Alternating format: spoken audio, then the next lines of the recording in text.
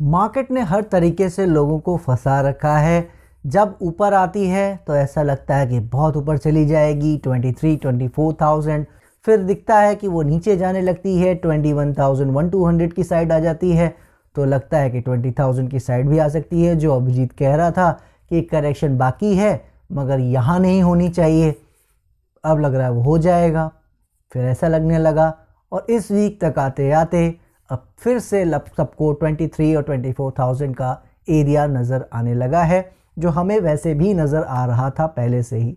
तो क्या करें अब इन सब सिनेरियो में, कैसे इसको डील करें, किस तरीके से इसको हैंडल करें, सभी चीज़ों की आज फिर से बात करेंगे। और हमारा ध्यान कहाँ पे अभी भी बने रहना चाहिए, किन चीज़ों पे ज़्यादा ध्यान देना है, उन सभी चीज़ों की भी बात करेंगे। शुरू करते हैं आज का ये लेंदी video, weekly market scenario number 204। So चलिए शुरुआत करते हैं अपने इस वीडियो की सेक्टर्स के साथ। अगर बात करें सेक्टर बाय सेक्टर की तो फार्मा में जैसा हमने देखा फर्स्ट क्लास चाल आती चली जा रही है। सपोर्ट हमारे ब्रेक किए बिना अभी तक फर्स्ट क्लास तरीके से काम कर रहा है, राइट। इसके अलावा अगर हमने जो बात की थी मेटल्स में, मेटल्स हमारा वन ऑफ दोज 3-4 सेक्टर्स था जिसमें हमने ये कहा था ध्यान देना है, ये अच्छा कर सकते हैं, सपोर्ट ब्रेक इनका नहीं होना चाहिए। हमने देखा सपोर्ट ब्रेक नहीं हुआ, अच्छे से हैंडल करके ऊपर की ओर आपने देखा इस वीक हाइस के आसपास आता नज़र आया दोबारा से, तो अच्छी उम्मीदें रही हैं और अच्छा काम भी वो कर रहा है। इसके अलावा आपका जो हमने बात की थी एनर्जी की, हमने ये बात की थी कि पीएसयू बैंक की जो 2022 की ड्रीम रैली थी, जैसा हमें रियलिटी में भी बाद में मिला था रियलिटी में, वैसी रैली की एक्सपेक्टेशन हम एनर्जी से कर रहे थे। उस लेवल की भले ना आए, हमने ये कहा था अपने स्टेटमेंट में, अच्छा कर सकता है। क्या देखा आपने, बहुत अच्छा करता नज़र आया है, ज़बरदस्त चाल दिखाता नज़र आया है। चार्ट में आपको नज़र आ रहा होगा कहाँ पे हमने बात की थी और आज कहाँ पे काम कर रहा है। वहाँ से करीब करीब अगर मैं ठीक हूँ तो मोटा मोटी 40% का रिटर्न अगर मैं कहूँ बड़ी ईजिली आज आ रहा है इंडेक्स में। तो आप समझ सकते हो स्टॉक्स में किस तरह की चाल आती नज़र आई है, राइट। तो बहुत बढ़िया काम एनर्जी सेक्टर ने किया है। जिस एक्सपेक्टेशन की बात हम कर रहे थे पूरा उस पर वो खरा उतरा है। अब यहाँ से करेक्शन करके नीचे जाके फिर ऊपर जाएगा या चलता ही रहेगा, इसका जवाब देखिए कोई नहीं दे सकता। तो हमारा काम क्या होता है, हमेशा वही होता है, सपोर्ट के साथ चलते रहना है। जब ब्रेक कर जाए सपोर्ट, उसको उस चीज़ के लिए रिस्पेक्ट देनी है, एक बार को उससे दूर हो जाना है। तो अभी तक ऐसा कुछ नहीं हो रहा है, चाल कंटिन्यू है। हालांकि मुझे एक दिख रहा है एक अच्छा एरिया उसका रेजिस्टेंस का आ रहा है बहुत नज़दीक, तो लेवल वाइज बात करने का फ़ायदा नहीं है, लेकिन अब वो वहाँ पे क्या करेगा, कैसे करेगा, उसको देखना अभी बाकी है। तो सपोर्ट के साथ चलते रहना है। इसके अलावा जो हमारा अनदर थर्ड सेक्टर जिस पे हमने बात की थी ध्यान देने की, आईटी फर्स्ट क्लास तरीके से ऊपर जा रहा है। क्या हो रहा है आईटी के स्टॉक्स में मुझे बताने की ज़रूरत नहीं है, फर्स्ट क्लास काम चल रहा है, चलते रहना है। ऑटो बहुत बढ़िया तरीके से काम कर रहा है, वो तो आपको ब्रेकआउट वाली थ्योरी हमारी याद ही होगी, ऑटो की वजह से शुरू हुई थी और वहाँ से जब ब्रेकआउट दिया था याद करिए, वहाँ से 20% की चाल और आ चुकी है अगर मैं ठीक हूँ तो। आप समझ रहे हो किस तरह की चाल, उसके पहले बहुत अच्छी चाल हमें दे चुका था और हमने कहा था अगर ब्रेकआउट दे दिया तो और अच्छी चाल देगा, तो वहाँ से भी 20% की चाल और आ चुकी है। यानी नीचे से कम 40-50% का रिटर्न ऑटो इंडेक्स हमें दे रहा है। तो बहुत बढ़िया चाल ऑटो ने भी हमें दी है। एफएमसीजी जैसा मैंने कहा था, उसने तो हमारे सपोर्ट ही पहले भी कभी ब्रेक नहीं किए थे जब इतनी मार्केट में ख़राब कंडीशंस आई थी, राइट। एक बार एनर्जी ने ब्रेक किया था, ऑटो ने भी शायद ब्रेक कर दिया था, आई रिमेंबर। तो फिर उसके बाद वो ऊपर अच्छे से आए थे और अब अच्छा किए हैं। एफएमसीजी ने तो कभी लेवल ही ब्रेक नहीं किया। तो एफएमसीजी फर्स्ट क्लास तरीके से काम कर रहा है। करेक्शन जो आई थी उसके हमने बात की थी कि ज़्यादा दिक्कत नहीं है, लेवल नहीं ब्रेक करना चाहिए, तो अभी तक लेवल नहीं ब्रेक किया है, कोई दिक्कत नहीं है। इसके अलावा जो हमारा फोर्थ इंडेक्स था आपका मेटल एनर्जी आईटी के अलावा, वो था पीएसयू बैंक। अब आप समझ रहे हो किस तरह की रैली आई है। आई थिंक मुझे बताने की ज़रूरत नहीं है। इस वीक का आउट परफॉर्मर अगर कोई है तो डेफिनेटली पीएसयू बैंक तो है ही, बाकी कोई इंडेक्स सेक्टर रहा हो या ना रहा हो, राइट। तो बहुत बढ़िया चाल PSU बैंक ने दी है जो अभी तक मिल नहीं रही थी। ऊपर तो आ रहा था लेकिन हमने कहा था कि जिस तरह की चाल की एक्सपेक्टेशन हम कर रहे हैं वो नहीं आ पा रही है। तो PSU बैंक ने वो चाल हमें दिखाई है और बहुत बढ़िया चाल मिल चुकी है ऑलरेडी, मगर सपोर्ट के साथ चलते रहना है। मुझे लगता है अभी भी इसमें बहुत दम बची हुई है, तो चलते रहेंगे उसके साथ। इसके अलावा अगर हम बात करें अपने रियल्टी सेक्टर की, तो रियल्टी सेक्टर आपको पता ही है डबल के आसपास या शायद उससे भी ज़्यादा हो चुका है, तो उसमें तो कुछ मुझे कहने को है ही नहीं, सिर्फ सपोर्ट के साथ चलते रहना है, वहाँ कोई दिक्कत है ही नहीं, राइट। तो बहुत बढ़िया सेक्टर ने ओवरऑल काम किया है और जिन 4 सेक्टर्स की बात हम करते आ रहे हैं बहुत बढ़िया काम किया है। मुझे कहना पड़ेगा कि बैंक निफ्टी के बारे में भी हमने कहा था बहुत बढ़िया कर सकता है, ये वो समय है, हम ऑब्जर्व कर रहे हैं। उम्मीद ये है कि अगर बढ़िया कर जाएगा तो इसकी ज़िंदगी बदलेगी, उसके बारे में भी हम बाद में करेंगे इस वीडियो के लेटर स्टेजेस में, मगर बैंक निफ्टी ने उतना अच्छा नहीं किया। अच्छी बात क्या है, निफ्टी जूनियर फर्स्ट क्लास तरीके से काम कर रहा है, जो मैंने आपको बताया था कि वो बढ़िया से काम करता रह सकता है। तो फर्स्ट क्लास तरीके से जिन भी सेक्टर्स या इंडेक्सेस की हम बात कर रहे थे, बढ़िया रिटर्न, बढ़िया परफॉर्मेंस हमें देखने को मिल रही है। सो ब्रॉडर व्यू में अगर देखा जाए सेक्टर्स अच्छा कर रहे हैं और अच्छा करने की संभावना है, लेकिन कुछ सेक्टर ऐसे ज़रूर हैं, मैं स्पेसिफिकली कहना चाहूँगा ये बात, रेजिस्टेंस के आसपास पहुँच रहे हैं, राइट। उनके टेस्टिंग पीरियड का समय आ रहा है, अब वो क्या होगा, कैसे वो वहाँ पे रिएक्ट करेंगे वो देखना पड़ेगा, लेकिन ओवरऑल अगर देखा जाए अभी तक कोई प्रॉब्लम नहीं है। इसके अलावा अगर हम बात करें अपने ग्लोबल मार्केट सिनेरियो की, तो ग्लोबली जैसा हम बात करते आ रहे हैं कुछ एक इंडेक्स पे ज़्यादा ध्यान रखना है। सबकी बात करें अगर लाइन से, तो हम बात करें अगर डाउ जोन्स की, डाउ जोन्स फर्स्ट क्लास तरीके की चाल दे रहा है, हाई पे हाई बनाता चला जा रहा है, तो वहाँ किसी तरह की कोई प्रॉब्लम आई नहीं है। वहाँ का आईटी इंडेक्स जो था यूएस का नैस्डैक, वो भी बढ़िया तरीके से काम कर रहा है। इसके अलावा जितने भी ग्लोबल स्टॉक मार्केट के इंडेक्स हैं, कैक, डैक, FTSE, सब फर्स्ट क्लास तरीके से काम कर रहे हैं। जापान के बारे में अब दुनिया बातें कर रही है, मैं क्या आपको बताऊं, हम लोग को तो 30 से 40% का रिटर्न ऑलरेडी इंडेक्स में मिल रहा है जब से हमने उसकी बात शुरू की थी, और अब तो दुनिया उसकी बातें कर ही रही है, राइट। हर न्यूज़ चैनल पे मैं जिसको भी खोला, एक बार जापान का नाम पूरे उस आवर में या उस 30 मिनट में जितना भी समय मैंने दिया न्यूज़ चैनल्स को, उसमें एक बार नाम जापान का ज़रूर आया, किसी का आया हो या ना आया हो। तो जापान हॉट कमोडिटी बन चुका है आज की तारीख में, बहुत बातें हो रही हैं। ब्राज़ील का इंडेक्स मैंने आपको बताया था, उसने ज़बरदस्त चाल दी है, उसकी वो थोड़ी बहुत करेक्शन कर रहा है, मैं पहले बता चुका हूँ। आराम करने का कोई समय आप तय नहीं कर सकते, वो मार्केट तय करती है, लेकिन अगर वो एक बार आराम कर लेगा तो हमें पूरी उम्मीद है कि आगे फिर हमें अच्छी चाल देखने को मिल सकती है। तो आराम करने देते हैं उसको, फ़िलहाल कोई प्रॉब्लम नहीं है। इसके अलावा जो हमारे लिए ज़्यादा ध्यान देने वाला एरिया था, डॉलर इंडेक्स। डॉलर इंडेक्स ने क्या किया, पूरा हफ्ता इस बार भी बिल्कुल शांति से बिताया, आराम से रेंज में काम करता रहा, लेकिन लास्ट डे जाते जाते एक धमाका कर गया। $1 के आसपास की एक बड़ी सी कैंडल बना के बंद करके गया है फ्राइडे को।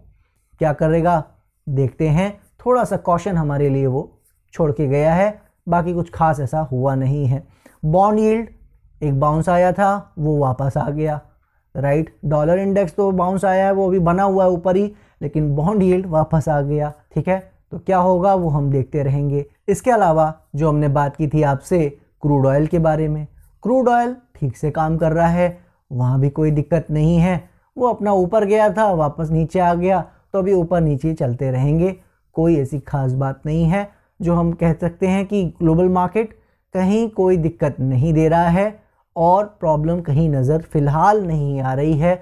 कुछ एक पिन पॉइंट्स हैं वो हमेशा ही रहेंगे। आप पूरी तरह ज़बरदस्त एकदम हर चीज़ सुपर बुलिश, सुपर पॉजिटिव बहुत मुश्किल ही होता है मिले, कुछ ना कुछ वीक पॉइंट्स रहते हैं, वो हैं।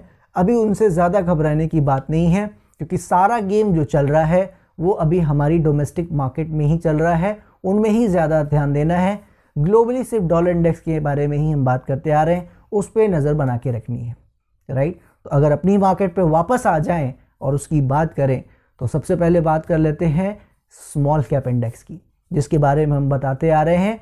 थोड़ा सा ध्यान रखना है वो क्या करता है।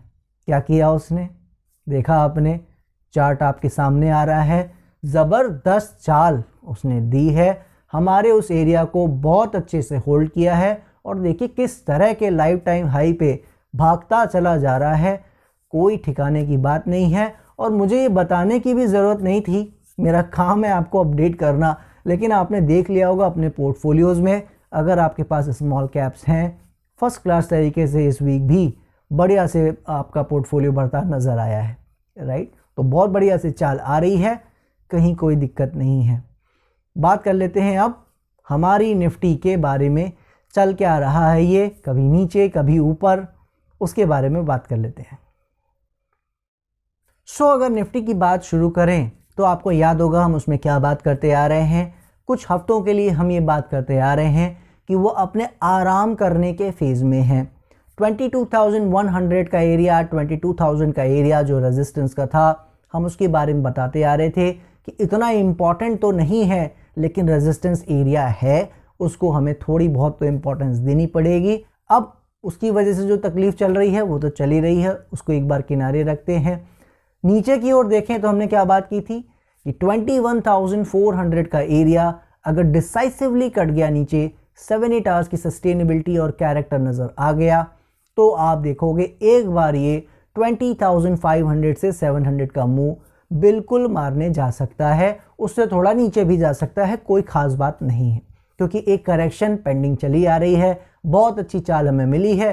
तो अगर वो करेक्शन यहाँ कर लेगा कोई दिक्कत नहीं है।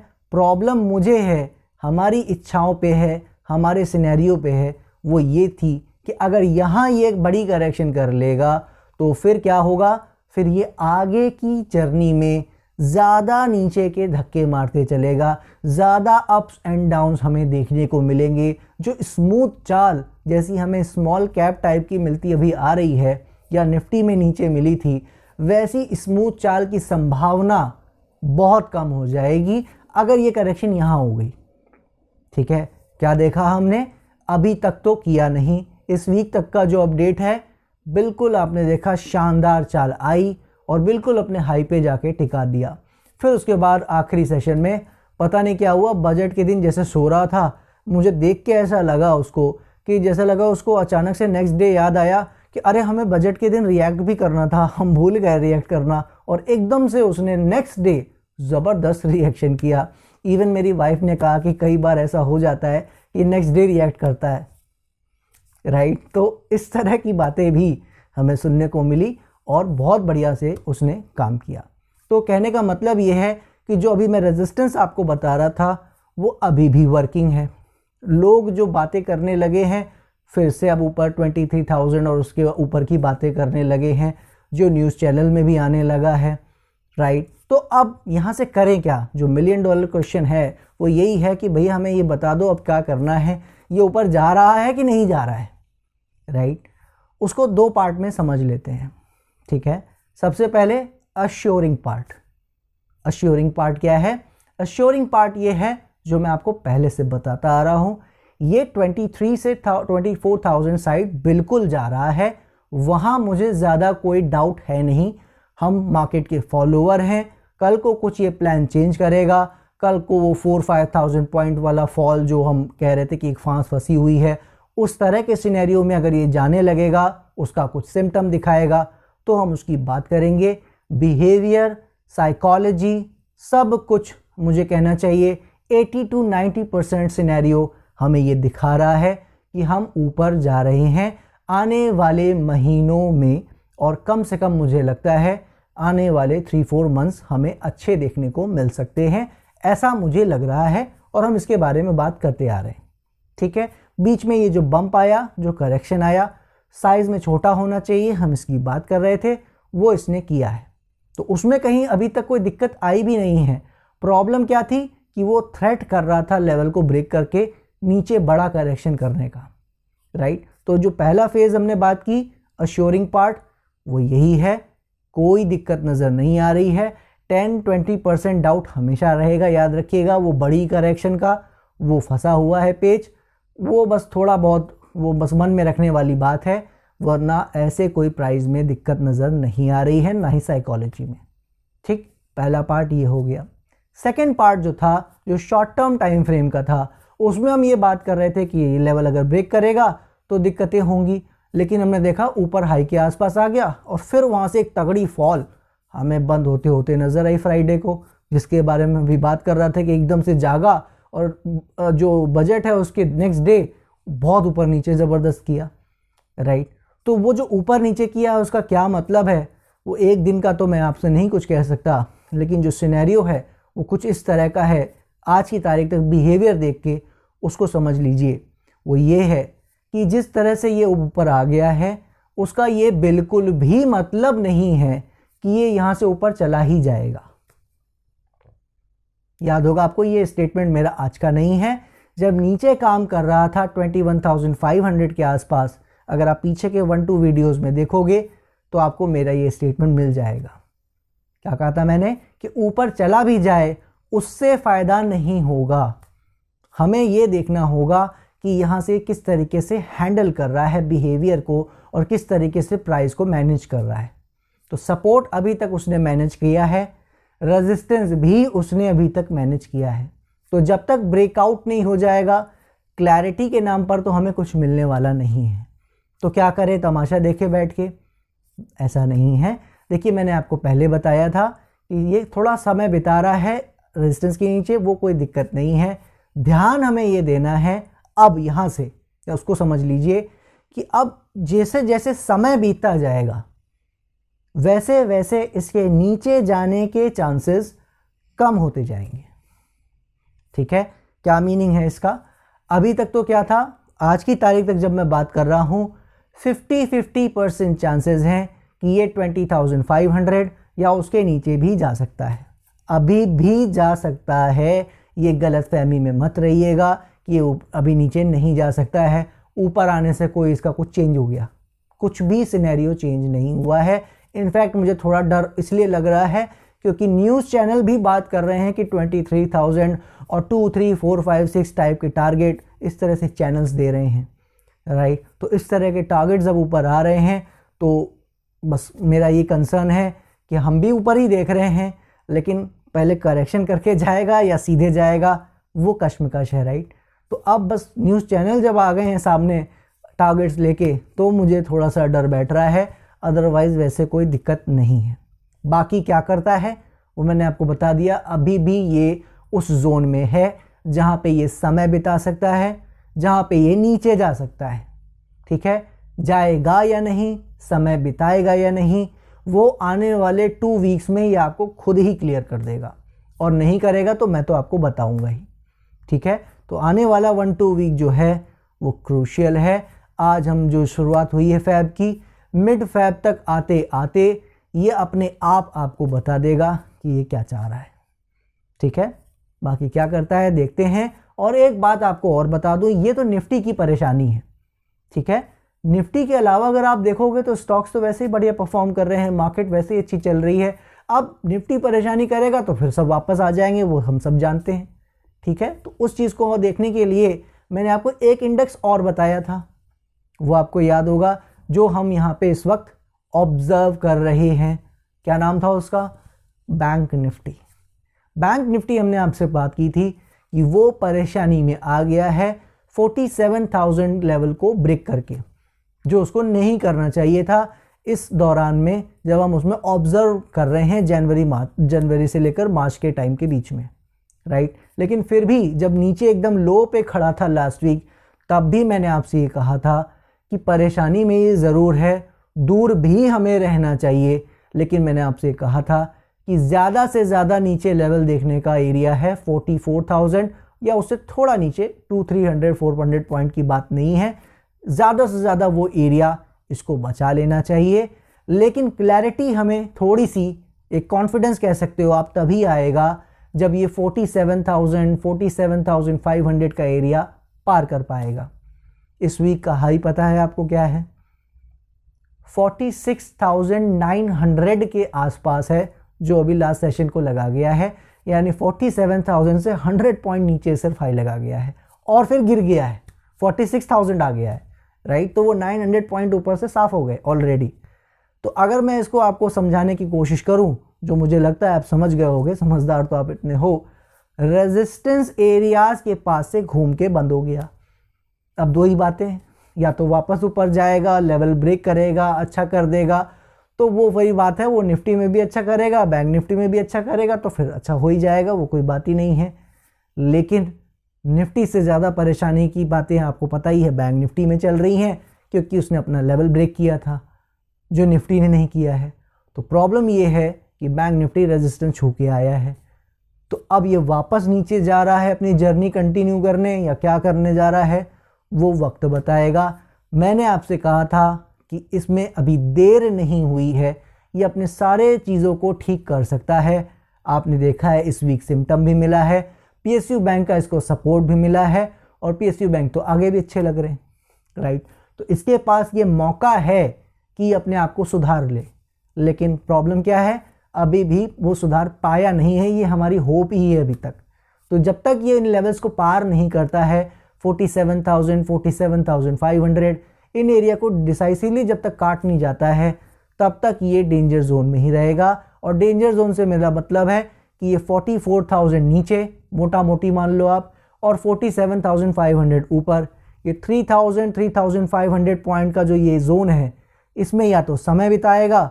अगर 44,000 नीचे कट गया गलती से, कायदे से, तो फिर आप समझ लो कि इसमें परेशानियां बहुत बढ़ जाएंगी। फिर इसका फेब मार्च तक में अच्छा कर पाने की जो संभावनाएं हैं वो कम हो जाएगी काफ़ी, समझ रहे हो आप। तो वो एरिया तो इसे काटना नहीं चाहिए। पहली बात तो ये है, जो सबसे इंपॉर्टेंट डेटा है बैंक निफ्टी के बारे में वो ये है, वो एरिया के पास तो जा सकता है, 43,800, 900 का लो तो लगा सकता है, लेकिन उन एरियाज को डिसाइसिवली नीचे नहीं काटना चाहिए, ठीक है। इस चीज़ का आपको उधर ध्यान रखना है। वो होगा तो वो निफ्टी को भी ले डूबेगा, ये बात मेरी याद रखिएगा। वो स्मॉल कैप को भी ले डूबेगा, ये बात मेरी याद रखिएगा। वरना अगर यही समय बिताता है, या ऊपर बेस्ट केस अगर रेजिस्टेंस ही ऊपर काट देता है, तो उससे अच्छी कोई बात ही नहीं, ठीक है। तो इसीलिए ध्यान हमारे लिए जो सबसे ज़्यादा देने का फिर से जो पॉइंट हो गया है, अभी तक तो हम बात कर रहे थे कि डॉलर इंडेक्स में बाहर ध्यान रखिए, यहाँ पे स्मॉल कैप, बैंक निफ्टी, इन इंडेक्सेस को ध्यान रखिए। अब जो सबसे ज़्यादा सेंटर ऑफ अटेंशन मेरी नज़र में हो गया है, वो ऑटोमेटिकली बैंक निफ्टी हो गया है। इसलिए नहीं कि हम उसको ऑब्जर्व कर रहे हैं इन 3 मंथ्स में, बल्कि इसलिए कि उसने ऑटोमेटिकली प्रूव किया है अपने आप को कि हम पे ध्यान रखो, ठीक है। और बाकी बहुत ज़्यादा डिटेल में बात हम पीछे के 1-2 वीक्स में ऑलरेडी कर चुके हैं। बैंक निफ्टी के लिए स्पेसिफिकली हमने बहुत बात कर रखी है, पीछे के अगर 2-3 वीक्स के आप देखोगे सब आपको वीडियो में मिल जाएगा। तो वो आज हमें इस वीक तक आते आते ये पता लगा है कि उस तरह के सिनेरियो में ये जा रहा है कि अगर समय बिता लिया, नीचे नहीं गया, तो बैंक निफ्टी फिर दोनों ही ऊपर यहाँ थोड़ा बहुत समय बिता के ऊपर चले जाएंगे, फिर कोई दिक्कत ज़्यादा खास नहीं आएगी, ठीक है। तो ये आने वाले 1-2 वीक्स मेरी नज़र में ज़्यादा क्रूशियल हो गए हैं, क्योंकि पहला आपको खुद ही नज़र आ रहा है, निफ्टी हो या बैंक निफ्टी, दोनों अपना रेजिस्टेंस टच कर आए हैं। ऐसा नहीं कि दोबारा नहीं जा सकते और फिर वहाँ हाई नहीं लगा सकते। आपको पता है डिसाइसिवली अभी कटा नहीं है लेवल, और वो छू के वापस अभी आ गए हैं। तो अब वो कंटिन्यू जर्नी नीचे की करेंगे या क्या करेंगे, उस चीज़ को हमें ऑब्जर्व करना है। अभी काम ज़्यादा नहीं करना है एज ए ट्रेडर, मैं पहले बताता आ रहा हूँ, थोड़ा रेस्टिंग पीरियड है, मगर काम करते ही रहना है। एक बार अगर लेवल कट गया 21,400 का, तो एक बार नमस्ते कर देना है। फिर जो ये नीचे लो लगा रहा है, इसको लगा लेने देना है। हम दोबारा बात करेंगे कब ट्रेडिंग का माहौल दोबारा से बेटर होगा, ठीक है। अभी तक कोई दिक्कत नहीं है, ट्रेडिंग करनी है, कम करनी है मेरे हिसाब से। एक बार ये लेवल ऊपर के अच्छे से कट जाए, फिर मेरे हिसाब से फुल फ्लैश में काम किया जा सकता है, ठीक है। और एज ए इन्वेस्टर मैं पहले बता चुका हूँ, 20,000 के आसपास का मोटा मोटी जोन, 19,700, 20,000, वो एरिया डिसाइसिवली जब तक नहीं कट रहा है, तब तक इन्वेस्टर को घूम के भी कुछ देखने सुनने की ज़रूरत नहीं है। कहीं दिक्कत आएगी, चाहे वो स्मॉल कैप हो या मार्केट, हम यहाँ बात करते ही रहेंगे, डोंट वरी अबाउट इट। ठीक है, बाकी जैसे जैसे होगा हम बात करते रहेंगे। दीजिए मुझे इजाज़त, नेक्स्ट वीक फिर मिलेंगे, तब तक के लिए जय हिंद, जय भारत।